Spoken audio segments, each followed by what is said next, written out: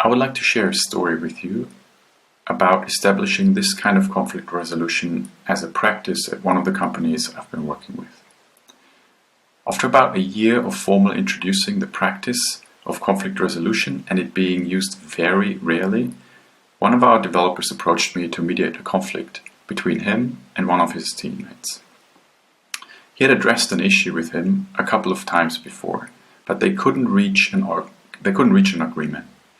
His name is Benno, and at the time he was in his late 20s, while his teammate was many times more experienced than him, being in his late 40s.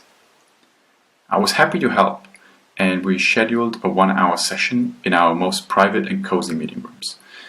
At the beginning of the session, his colleague was quite uneasy. When I addressed my observation, he stated that he didn't think that it was necessary to escalate the issue to a mediation session.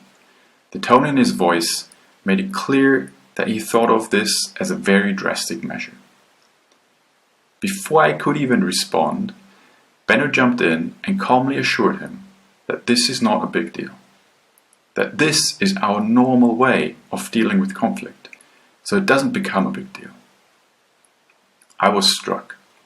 Not only did Benno have the courage to repeatedly address the conflict one-on-one and then bringing it to a mediation session, he also felt so at home with the practice that he could calmly explain why we're doing this to the person he was in conflict with, who was many times his senior. He could have easily deferred to me to explain the why as the authority on the topic in the room. But he didn't. He took full responsibility for the situation.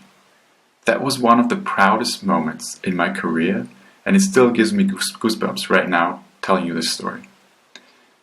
And for me personally, it was final proof that conflict resolution can be fully accepted and established as a practice.